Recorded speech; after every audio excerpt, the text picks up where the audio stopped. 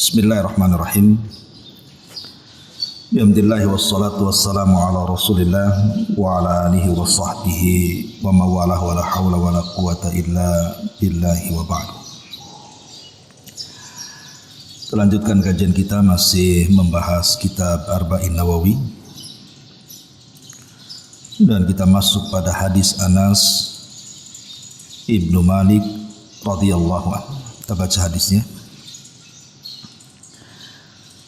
An Anas bin Malik radhiyallahu anhu khadimu Rasulillah sallallahu alaihi wasallam anna an-nabiy sallallahu alaihi wasallam qala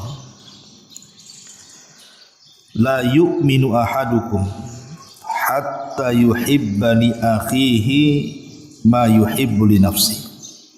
Rawahul Bukhari wa Muslim.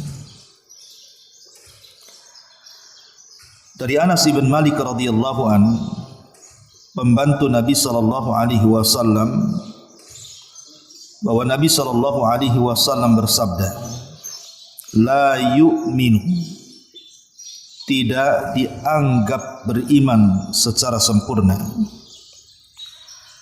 ahadukum, salah seorang di antara kalian, hatta yuhibba li akhihi, hatta sehingga yuhibba dia mencintai li akhihi terhadap saudaranya, ma yuhibbu li nafsihi sebagaimana dia mencintai dirinya.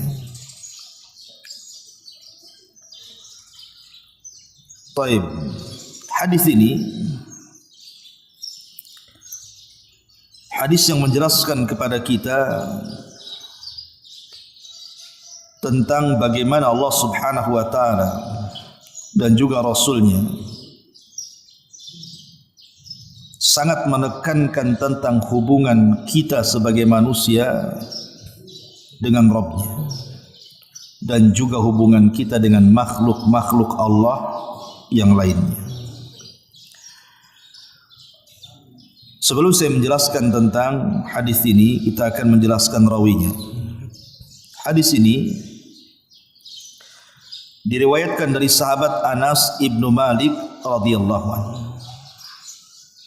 Dan Anas ibn Malik radhiyallahu anhu satu-satunya sahabat dari kalangan Ansar yang paling banyak meriwayatkan hadis. Kalau dari Muhajirin siapa? Abu Hurairah. Jadi kalau dari kalangan Muhajirin, sahabat yang paling banyak meriwayatkan hadis di atas 1000. Bahkan dikatakan Abu Hurairah itu meriwayatkan hadis di atas 5000. Tapi dia dari kalangan Muhajirin. Berbeda dengan Anas ibn Malik radhiyallahu an, dia dari kalangan Ansar.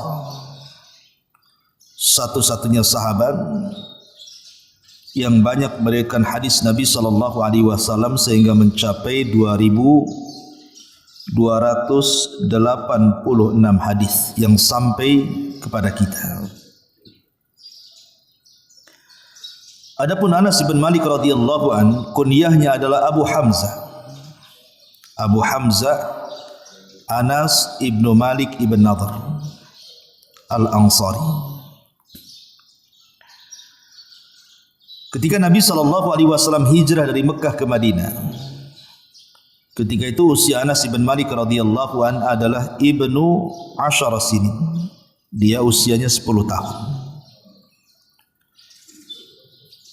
Ibunya Ummu Sulaim, ibu Anas bin Malik radhiyallahu an, Ummu Sulaim ibn Milhan radhiyallahu anha,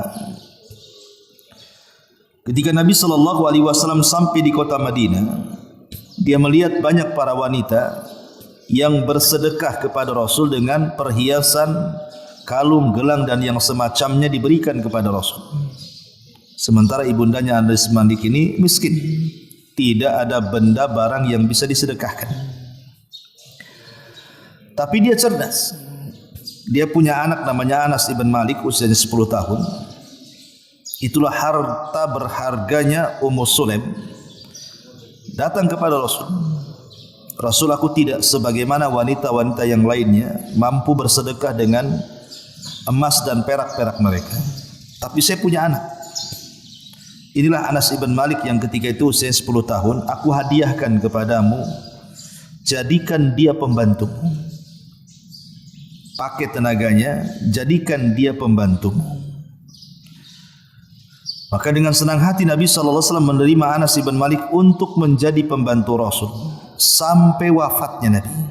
Hampir 9 tahun. Anas ibn Malik membantu Rasul sallallahu alaihi wasallam sampai wafatnya Rasul. Sehingga wajar karena Anas hidup di rumah Rasul. Makanya dia orang yang paling memahami sabda-sabda Rasul. Sehingga banyak hadis-hadis dari Rasul yang diriwayatkan Anas ibn Malik sampai kepada kita, bahkan dinobatkan satu-satunya sahabat dari Ansar yang banyak meriwayatkan hadis Nabi SAW kepada kita. Bahkan Abu Hurairah radhiyallahu anhu sampai mengatakan, ma ra'aitu ahadan ashbah bi salati Rasulillah sallallahu alaihi wasallam min ibni ummi Sulaim. Kata Abu Hurairah, aku tidak pernah melihat seorang sahabat pun yang mirip salatnya dengan salat Nabi sallallahu alaihi wasallam kecuali putranya Ummu Sulaim, maksudnya Anas ibnu Malik. Lah Anas ibn Malik ini dapat berkah dari Nabi sallallahu alaihi wasallam. Kenapa? Karena dia didoakan. Jadi ketika Nabi sallallahu alaihi wasallam sampai di kota Madinah dan Ummu Sulaim membawa putranya Anas ibn Malik, kemudian meminta kepada Rasul agar Anas ini dijadikan pembantunya, tak lupa ibunya Anas ini meminta kepada Rasul agar mendoakan anaknya. Maka Nabi SAW pun mendoakan Anas ibn Malik dan mengatakan, Allahumma akthir malahu wa waladahu. Ya Allah, perbanyak harta anak ini. Ya Allah, perbanyak keturunannya. Maka sejak mendapatkan doa Nabi SAW sepeninggal Rasul, maka Anas menjadi orang paling kaya di kota Madinah. Dan orang yang paling banyak keturunannya, sampai sebagian ulama sejarah mengatakan bahwa turunan Anas ibn Malik dari anak dan cucunya itu sampai jumlahnya 100 lebih dari anak dan cucunya itu. Kenapa? Karena berkah doanya Nabi SAW kepada Anas ibn Malik radhiyallahu anhu. Dan Anas ibn Malik radhiyallahu anhu sepeninggal Nabi SAW di zaman Khalifah Abu Bakar Siddiq radhiyallahu anhu, maka dia menyaksikan bagaimana Abu Bakar Siddiq menangani orang-orang yang murtad.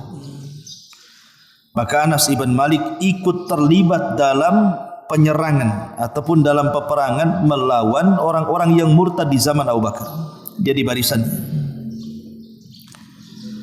Kemudian ketika Abu Bakar meninggal dunia, di masa kekhilafan Umar bin Khattab radhiyallahu anhu, dia pun ikut terlibat dalam banyak jihad. Salah satunya ketika membebaskan apa?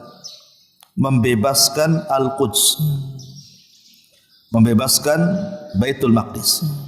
Bahkan ada satu cerita menarik. Jadi ketika Umar bin Khattab radhiyallahu anhu membebaskan satu kota namanya Tustar. Ada kota namanya Tustar. Tustar itu di bawah kekuasaan Persia. Karena di zaman Umar itu Persia tumbang. Lah Persia ini kan banyak cabang-cabangnya. Salah satunya adalah kota Tustar. Lah Anas ibn Malik radhiyallahu anhu bersama pasukan yang lainnya itu mengepung kota Tustar.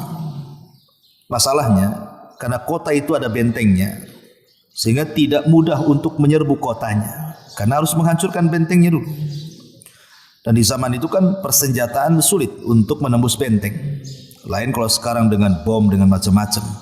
Zaman dulu masih pedang, tombak, cemana mau meruntuhkan gerbang Tustar itu. Apalagi di atas gerbang itu siap dengan panah dan tombak dari musuh. Sehingga sulit mendekati benteng apalagi merobohkannya. Terpaksa kemudian para sahabat termasuk Anas ibn Malik radhiyallahu anhu harus berjaga-jaga di sekitar benteng Tustar. Kapan lengah musuh maka akan dirobohkan benteng itu. Tetapi memakan waktu yang cukup panjang. Karena pengepungan Tustar itu bukan hanya sehari, 2 hari, sebulan, 2 bulan, setahun, 2 tahun. Sebulan, 2 bulan sampai 1 tahun setengah. Setahun lebih. Baru para sahabat berhasil merobohkan benteng Tustar dan menyerbu Tustar.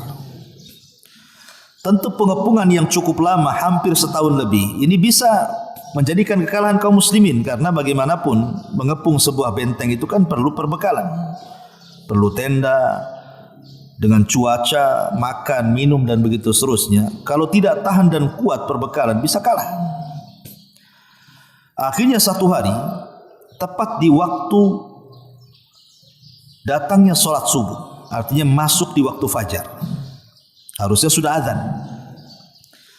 Allah Subhanahu wa taala takdirkan saat masuk waktu fajar, entah bagaimana ceritanya, kaum muslimin mampu merobohkan benteng Tustar itu.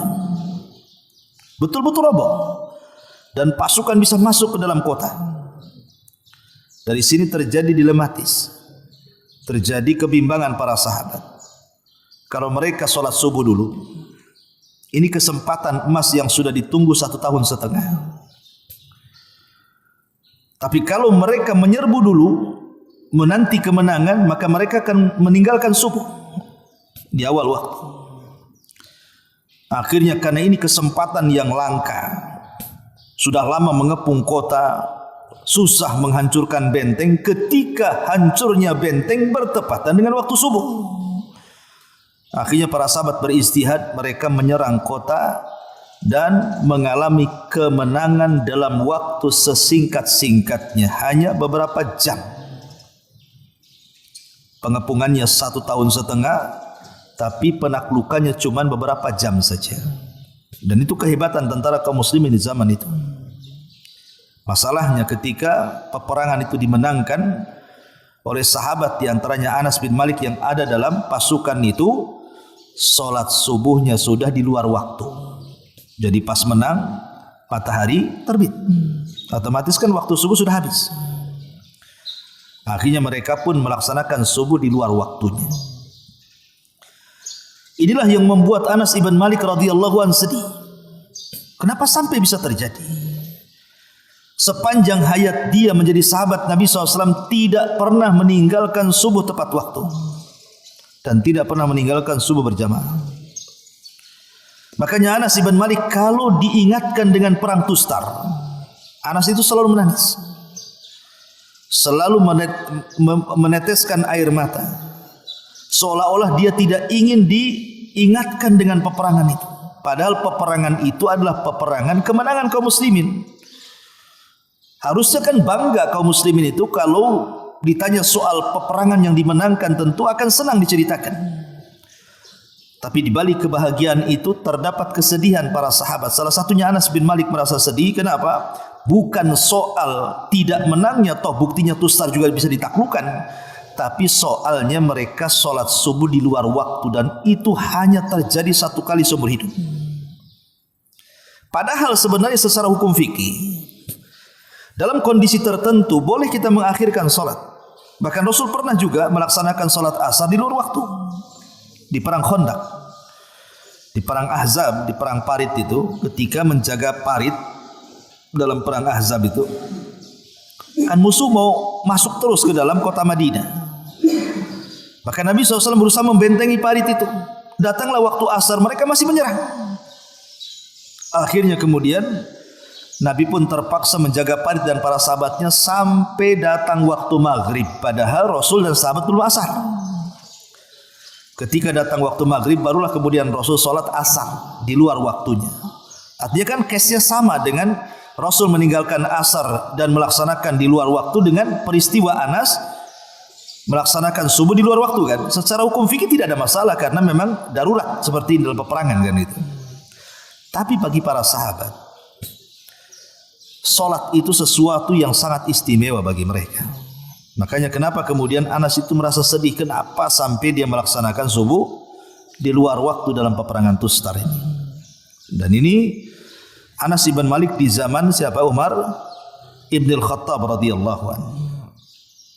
Dan Anas ibn Malik radhiyallahu anhu kemudian terkena penyakit baras.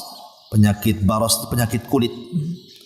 Jadi hampir semua badannya terkena penyakit baras, dan dengan penyakit itulah menyebabkan kematian Anas ibn Malik radhiyallahu an. Dia meninggal di Basrah pada kekuasaan Al-Walid ibn Abdul Malik ibn Marwan. Pada kekuasaan khilafah Al-Walid putra Abdul Malik ibn Marwan, dan beliau dikubur di Basrah di usia yang cukup tua ya, hampir 100 lebih tahun, karena memang mendapatkan doa Nabi SAW untuk diperbanyak harta dan keturunannya. Makanya usianya dipanjangkan oleh Allah Subhanahu wa taala. Tapi ada juga yang mengatakan dia terkena penyakit taun amwas. Karena ketika itu di Basra menyebar penyakit taun kayak corona lah kita di sini. Maka Anas terkena taun, dan dengan sebab taun itu Anas ibn Malik meninggal dunia. Dan ingat bahwa penyakit taun bagi kaum muslimin itu syahid. Tetapi bagi umat-umat dulu penyakit taun itu azab. Artinya Anas ibn Malik radhiyallahu walaupun tidak meninggal dalam peperangan dan meninggal karena wabah taun, maka Rasul menganggap orang yang meninggal karena taun itu dianggap mati syahid. Nah, inilah biografi singkat dari Anas ibn Malik radhiyallahu anhu. Baik, kita masuk pada hadisnya. Hadis ini ada beberapa faedah. Ketika Nabi SAW mengatakan seseorang tidak beriman, maksudnya bukan kafir. Maksudnya tidak beriman di sini tidak beriman secara sempurna. Masih mukmin tapi keimanannya kurang. La yu'min, tidak beriman maksudnya tidak memiliki keimanan yang sempurna. La yu'minu ahadukum, salah seorang di antara kalian, hatta yuhibba li akhi, sampai dia mencintai saudaranya, ma yuhibbu li nafsi, sebagaimana dia mencintai dirinya sendiri. Yang pertama, hadis ini memiliki faedah tentang anjuran seorang muslim itu mencintai kebaikan bagi orang lain. Jadi kita seorang muslim harus mencintai saudaranya. Antum yang di pondok di sini harus mencintai saudaranya. Jangan egois, jangan mementingkan diri sendiri. Cintai juga saudara atau teman kita dalam kamar kita, dalam pergaulan kita selama di pesantren itu. Jangan egois, ya. Kalau memang saudara kita atau teman kita ini bermasalah, nasihati. Atau dia perlu bantuan apa, kita bantu selama kita sanggup. Karena seorang muslim harus tertanam kecintaan kebaikan kepada sesamanya. Yang kedua, hadis ini menunjukkan tentang bagaimana Islam itu mengingatkan kepada kita tentang ar-rawabit bainal mu'min, ikatan kuat di antara orang Islam.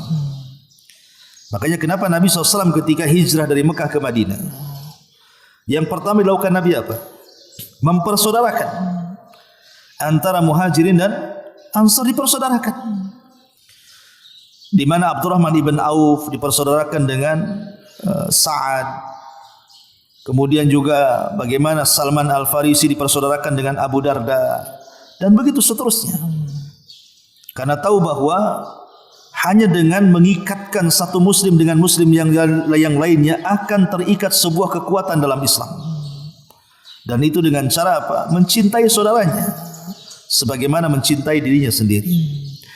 Kemudian yang ketiga, bahwa di antara hisalul iman, bagian daripada keimanan, adalah seseorang mencintai saudaranya sebagaimana mencintai dirinya sendiri. Artinya kalau orang tidak memiliki perasaan cinta kepada saudaranya, berarti tidak sempurna keimanannya.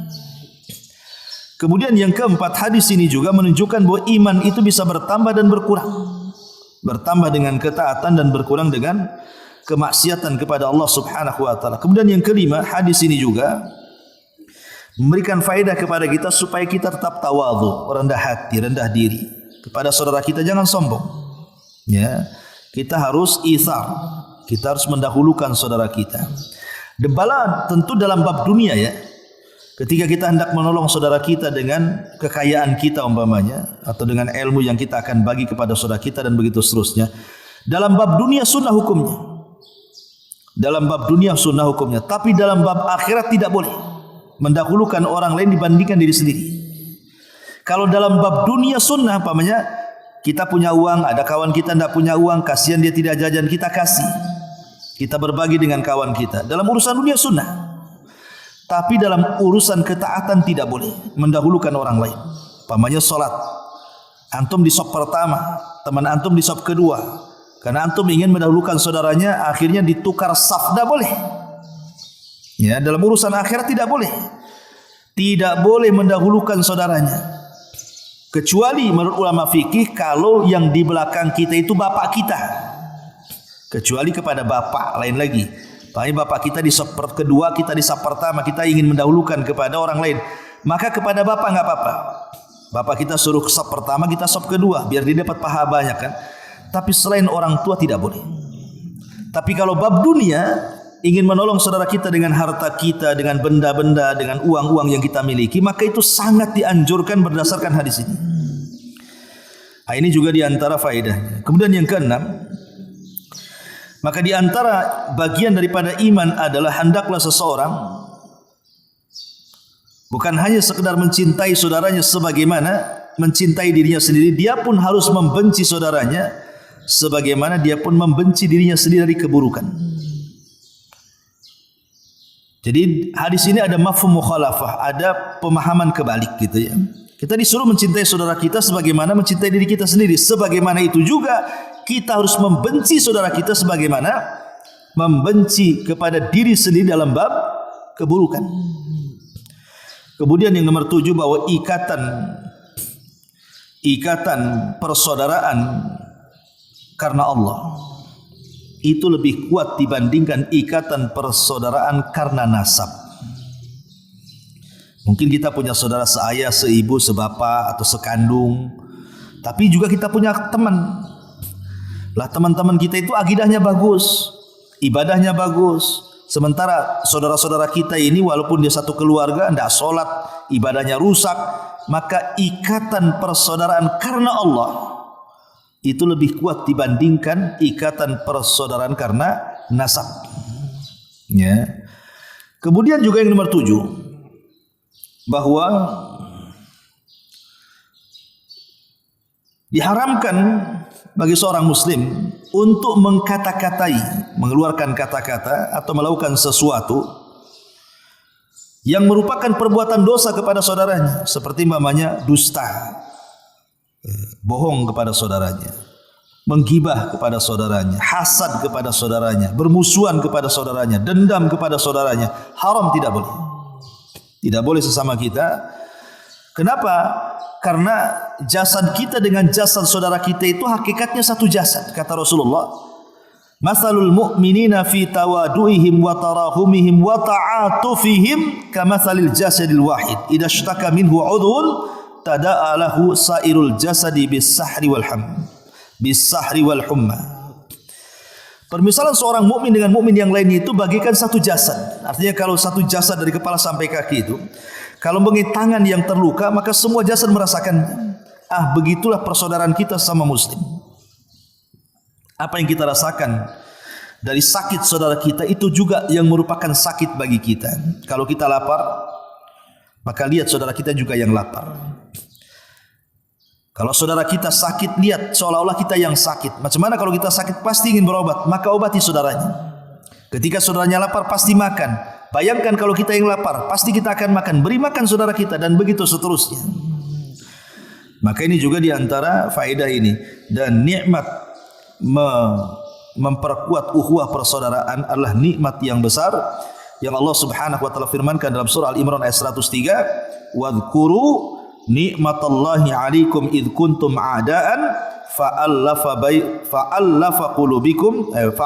baina qulubikum fa asbahtum bi ni'matihi ikhwana." Ingatlah akan nikmat yang Allah anugerahkan kepada kalian. Dulu kalian bermusuhan, tapi Allah kemudian lembutkan hati-hati kalian sehingga kalian menjadi bersaudara karena nikmat Allah Subhanahu wa taala. Jadi nikmat persaudaraan itu merupakan nikmat yang luar biasa yang antum harus jaga. Kalau antum di pesantren, terkadang sebelum orang tua tahu kita sakit, teman satu kamar tahu duluan kita sakit. Ya kan, dia dulu yang kemudian kadang-kadang membantu kita. Maka jangan remehkan teman dalam satu akidah itu, karena terkadang mereka lebih peduli dengan kita dibandingkan keluarga. Ada perkataan yang baik sebelum saya akhiri, sebuah perkataan Ibnu Umar radhiyallahu anhuma. Kunna fi zamanin la ya'rifu ahadun minna fadla dirhamin ala akhi. Wa nahnu fi zamanin ad-dirhamu inda rajuli a'az min akhihi wa abi. Kata Ibnu Umar, dulu kami para sahabat di masa-masa hidup Rasul, seseorang tidak akan mengenal keutamaan dirham terhadap saudaranya. Jadi seolah-olah uang saya uang kamu, uang kamu uang saya. Itu di zaman para sahabat. Jadi zaman para sahabat itu masing-masing para sahabat akan mendahulukan orang lain dibandingkan dirinya sendiri, seolah-olah dompet saya dompet kamu, dompet kamu dompet saya. Dan mereka tidak terpikir, bagi mereka dirham itu tidak ada apa-apa. Yang penting persaudaraan jangan retak. Itu di zaman sahabat. Tapi kata Ibnu Umar, setelah para sahabat banyak yang meninggal, apa kata dia? Wa nahnu fi zamanin ad-dirhamu indar rajul a'az min akhihi wa abi. Tapi di zaman kami, kata Ibnu Umar, setelah meninggalnya banyak para sahabat, justru uang dirham itu lebih penting dibandingkan saudara dan ayahnya. Gara-gara uang bermusuhan dengan orang tuanya, gara-gara uang bermusuhan dengan saudaranya, gara-gara uang bermusuhan dengan orang-orang yang dicintainya. Seolah-olah apa? Dia lebih memilih uang dibandingkan orang tuanya, karena sudah tidak ada lagi kecintaan kepada saudaranya. Maka ini harusnya perkataan Ibnu Umar itu terjadi di zaman kita. Tapi banyak orang retak gara-gara hukum, urusan waris, urusan uang, pekerjaan dan begitu seterusnya. Kenapa? Karena kecintaan kita kepada saudara itu sudah lenyap. Maka salah satu untuk menjadikan kita ini kembali bersaudara adalah dengan cara cintai saudara kita sebagaimana kita mencintai diri kita sendiri. Di antara syarah singkat yang disebutkan para ulama, subhanaka wa bihamdika asyhadu an la ilaha illa anta astaghfiruka wa atubu ilaik. Allahu taala alam. Assalamualaikum warahmatullahi wabarakatuh.